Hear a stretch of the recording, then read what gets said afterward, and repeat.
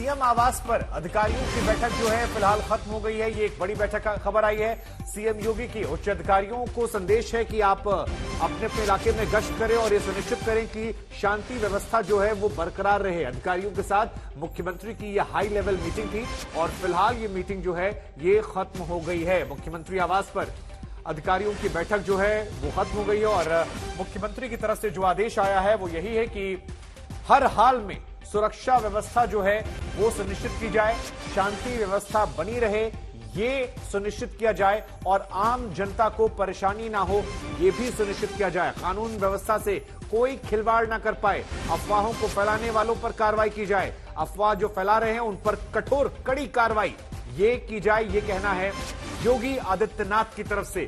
तो मुख्यमंत्री की तरफ से संदेश जो है वो बड़े स्पष्ट हैं। सख्ती की बात की जा रही है, कानून व्यवस्था पर ध्यान देने की बात की जा रही है। ये तमाम खबरें निकल कर आ रही हैं। आशीष, आपके पास क्या अपडेट है? क्योंकि खबर आ रही है कि बैठक जो है वो खत्म हो गई है। देखिए शुभांकर, मैं आपको बता दूं, मैं उस दौरान भी जब आप पूछ रहे थे तो वो गाड़ी डीजीपी की थी। उत्तर प्रदेश के डीजीपी आरके विश्वकर्मा मीटिंग से निकले हैं और उसके बाद लगातार DG law and order Uttar Pradesh के वो निकलते हैं और कई जो सीएम के सलाहकार हैं वो निकलते हैं। साफ तौर से इस मीटिंग को तकरीबन 2.5 घंटे यानी 2:30 बजे के बाद खत्म हो जाती है और इसमें कई तरीके के निर्देश और आदेश होते हैं, जिसमें से सबसे बड़ा आदेश ये है कि सभी एसएसपी को जिलों के ये आदेश दिया गया है कि वो सुबह तत्काल गश्त पर रहें और प्रत्येक संवेदनशील जो एरिया है जहां पर वहां पर पुलिस की गश्त बढ़ा दी जाए। और इसके साथ साथ ये भी कहा गया है कि जो अराजकता फैलाता है, अगर इस घटना के बाद कोई भी तत्व ऐसा है, कोई भी अराजक तत्व ऐसा जो अराजकता फैलाता है, तो सीएम योगी आदित्यनाथ के साफ आदेश है कि उसके खिलाफ सख्त कार्रवाई की जाए। यानी कि अभी भी सीएम योगी आदित्यनाथ पूरी तरीके से प्रदेश में किसी भी प्रकार की हिंसा या किसी भी प्रकार का बवाल नहीं चाहते और यही वो वजह है कि उन्होंने सख्त आदेश दे दिए हैं और ये कह दिया है कि किसी भी अराजकता फैलाने वाले को या भ्रम फैलाता है या मोबाइल वीडियो के जरिए अराजकता फैलाता है या किसी भी प्रकार की सोशल मीडिया पर, उसके खिलाफ सख्त कार्रवाई भी की जाएगी। तो ये तो साफ हो गया है कि उत्तर प्रदेश में सभी एसएसपी को, कमिश्नर्स को आदेश मिल गया है कि वो सुबह होते ही अपने इलाकों में गश्त जारी कर दें और इसके साथ साथ कहीं भी ऐसी जो जगह है जहां पर संवेदनशील एरिया हैं, चाहे वो यहाँ लखनऊ का ही, उत्तर प्रदेश की राजधानी का पुराना लखनऊ हो, इन सभी जगह पर गश्त बढ़ाई जाएगी और पुलिस फोर्स सुबह से ही तैनात कर दी जाएगी। सीएम योगी आदित्यनाथ की ये लंबी मैराथन बैठक चली। आशीष, मैं आपके पास आऊंगा, लेकिन क्योंकि हमारे कैमरा पर्सन जो हैं उस वक्त वहां मौजूद थे जब ये घटना हुई थी और वो लगातार रिकॉर्ड कर रहे थे, जिनकी फुटेज जो है वो सबसे पहले आज तक पर हमने दिखाई, जो ये फुटेज आप देख भी रहे हैं और जिसे तमाम चैनलों ने, अखबारों ने हमारे यहां से लिया भी, आज तक के जरिए दिखाया भी। उन कैमरा पर्सन से मेरे सहयोगी समर्थ ने बात की है, जरा उनकी आंखों देखिए, आप सुनिए कि वो क्या कह रहे हैं, क्या कुछ वहां पर हुआ था।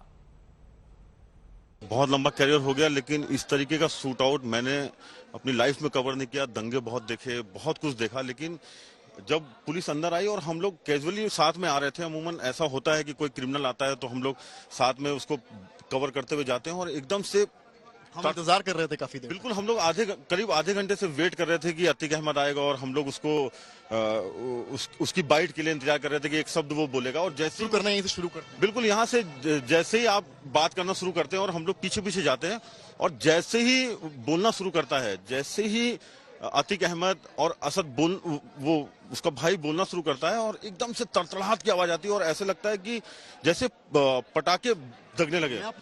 देखिए, अतीक अहमद और असद हमारे सामने थे, उसका भाई हमारे सामने था और बगल से एक पिस्टल आती है और अतीक अहमद के पहले सर पे फायर लगता है। जैसे ही सर पे फायर लगता है और एकदम से तड़तड़ाहट शुरू होती है और सब जितने भी लोग थे वो कम से कम 2-4 कदम पीछे हटते हैं। तो एक राइट हैंड साइड पे, एक लेफ्ट हैंड साइड पे और एक यहाँ से, मतलब तीनों तरफ से उसको घेरा हुआ था और बेतहाशा फायरिंग हो रही थी। इतनी फायरिंग हो रही थी कि किसी को कुछ नहीं समझ में आया और विद इन अ सेकेंड्स जब वो फायर बंद हुआ तब उनको कैप्चर किया गया और उन्होंने पिस्टल छोड़ी और हाथ खड़े किए, सरेंडर सरेंडर, और उन्होंने नारे लगाए। तो यहां पर आपने ये पूरी रिपोर्ट देखी। कुमार अभिषेक, देखिए दो तरह के पहलू निकल कर आ रहे हैं। एक तरफ मुख्यमंत्री योगी आदित्यनाथ बार बार ये कह रहे हैं कि जो मैंने खबरें चलाई कि अफवाह जो फैलाते हैं उन पर कठोर कार्रवाई की जाएगी, जो माहौल बिगाड़ेंगी कार्रवाई की जाएगी। लेकिन इसका दूसरा पहलू यह है कि कई लोग ऐसे भी हैं जो इसको लेकर जश्न भी मना रहे हैं, सोशल मीडिया पर लिख रहे हैं। और लाजमी बात है कि इस खबर को धार्मिक एंगल सियासतदानों ने दिया है, तो अगर जश्न भी मनाया जाएगा तो दूसरे पक्ष को वो प्रवोक करने जैसा होगा।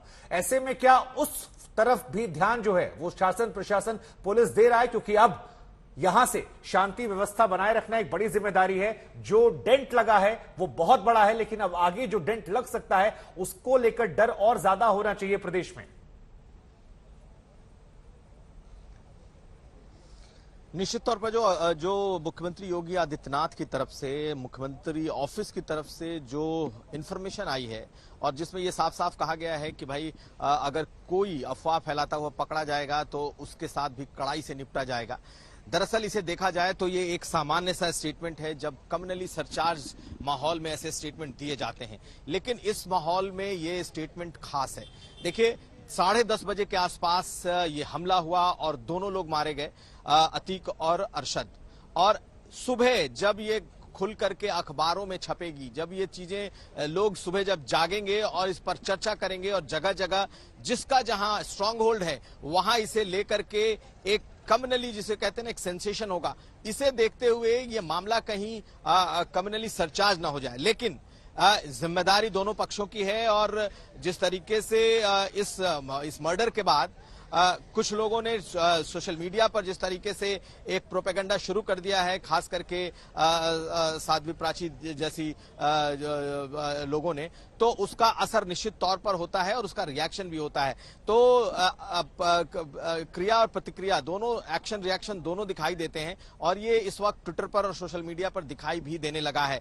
सरकार के मंत्री भी ऑफेंसिव दिखाई दे रहे हैं। तो जो ये बात है कि इस मामले को किसी भी तरीके से ये कम्युनल रंग ना ले पाए, किसी भी तरीके से जो सौहार्द है वो ना बिगड़ने पाए, इसके लिए मुख्यमंत्री योगी आदित्यनाथ ने जो प्रशासनिक निर्देश हैं वो उन्होंने पूरी तरीके से जारी कर दिए हैं। यानी कि आज जो होना था वो हुआ है, लेकिन अब कल सबसे बड़ी चुनौती है और कल इसे संभालना सबसे बड़ी चुनौती है कि किसी भी तरीके का कोई कम्युनल क्लैश ना हो जाए, कहीं इसे धार्मिक रंग न दे दिया जाए। और यही सबसे बड़ी चुनौती है और उसी के मद्देनजर इस तरीके के जो बयान है वो चीफ मिनिस्टर ऑफिस की तरफ से जो इंफॉर्मेशन आई है वो आई है कि अगर कोई भी अगर अफवाह फैलाता हुआ पकड़ा जाएगा तो उससे कड़ाई से निपटा जाएगा। साथ साथ जो तमाम सुरक्षा के उपाय हैं वो इस वक्त किए जा रहे हैं। तो बहुत जो आने वाले कुछ घंटे हैं, आने वाले 12, 24 घंटे, 36 घंटे बेहद अहम होने वाले हैं। और मुझे लगता है कि आज जिस तरीके से तकरीबन 3.5 घंटे 4 घंटे की जो एक मीटिंग मुख्यमंत्री के साथ हो रही थी, जिसमें जितने टॉप जो अधिकारी हैं, DGP, ACS home, DG intelligence, DG law and order, इस तरह के जितने बड़े लोग हैं, इन सब लोग लगातार सीएम ऑफिस में, सीएमओ मुख्यमंत्री आवास में जो सीएम की मीटिंग में रहे हैं, उन्होंने इसे नोट किया है और उसके हिसाब से जो तैयारियां हैं वो इस वक्त दिखाई दे रही हैं। देखिए कल सुबह जब पौ फटेगा, जब सवेरा होगा, तो उसके बाद दो चीजें होनी हैं। पहले इन दोनों का पोस्टमार्टम और फिर इन्हें दफनाए जाने की जो प्रक्रिया है वो होगी। लेकिन इसके बीच में लोगों का जो सेंटिमेंट है उस पर नजर बनाए रखनी होगी और सरकार के लिए सबसे बड़ी चुनौती यही है कि ये किसी तरीके से कोई दूसरा एंगल न ले ले। बाकी तो जो जांच की बात है, इसमें क्या होगा, कौन लोग इसके पीछे हैं, सरकार को इसमें कितना जवाब देना होगा, ये सब चीजें मुझे लगता है कल के बाद ज्यादा अहम होंगी। कल के लिए सबसे अहम चुनौती सरकार के लिए लॉ एंड ऑर्डर होने जा रहा है। नहीं, लेकिन अब कुमार अभिषेक, एक सवाल यहां पर सरकार से पूछा जाएगा कि इतनी सारी जवाबदेहियों से क्या बचा नहीं जा सकता था? क्योंकि बार बार मैं कह रहा हूं, अतीक अहमद कोई सड़क छाप गुंडा नहीं था। आप कह रहे हैं कि 100 से ऊपर उसके ऊपर केस है, आप 10-10 लाख रुपए खर्च करते हैं साबरमती से उसे लाने के लिए, उसके ऊपर आप पाकिस्तान से लिंक जोड़ते हैं, कहते हैं हथियार मिल रहे हैं, यूएपीए की बात की जा रही है। और ऐसे में जब सारे अलर्ट आपको पता है, डीजीपी खुद कह रहे हैं उस पर हमला हो सकता है, फिर इतनी बड़ी लापरवाही कैसे हो जाती है? और इतनी सारी चीजें जो अब आप डैमेज कंट्रोल कर रहे हैं, रात भर पुलिस डिप्लॉयमेंट कर रहे हैं, कानून व्यवस्था बनाए रखने की अपील कर रहे हैं, ये जवाब देना क्या कोर्ट में, जनता के सामने, विपक्ष के सामने मुश्किल नहीं होगा? और अगर आप उसको ऑफेंसिव होकर एक्सेप्ट करते हैं कि वो दुर्दांत अपराधी था, तो फिर आपको पुलिसकर्मियों पर कार्रवाई करनी पड़ेगी। नहीं कार्रवाई होगी तो सवाल है, होगी तो सवाल है। तो चौतरफा मुश्किलें लग रही हैं पुलिस की और सरकार की।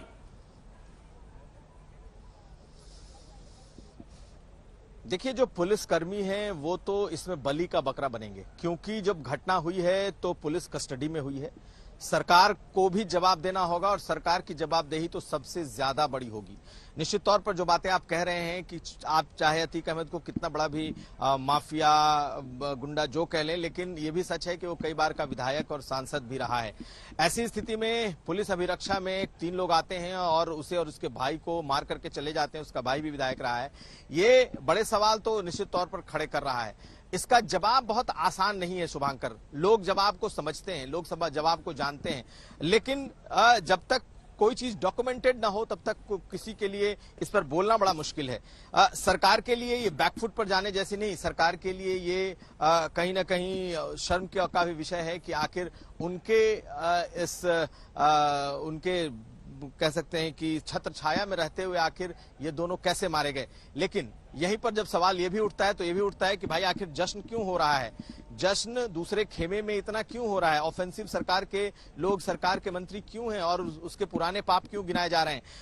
बहुत ही फाइन लाइन है जो ये डिफाइन करती है कि ये जो घटना घटी है इसके पीछे कौन हाथ है, किसका हाथ है। तो देखिए, सवाल तो अब उठेंगे और सवाल का जवाब सरकार को देना होगा। मुझे लगता है योगी आदित्यनाथ की सरकार कुछ मामलों में बड़ी ही स्टबर्न है। मतलब उसे अगर कह लिया जाए कि वो अगर अपने हिसाब पर अपने पर ठान लेती है तो वो उसे करके दिखाती है। अब इस मामले में जब जांच होगी तो बहुत सारी बातें निकल करके सामने आएगी और जो बात लोग कह रहे हैं कि मिट्टी में मिला देंगे, और मिट्टी में मिलाने की बात अब इससे ज्यादा मिट्टी में मिलाने की बात और कुछ नहीं हो सकती है शुभांकर।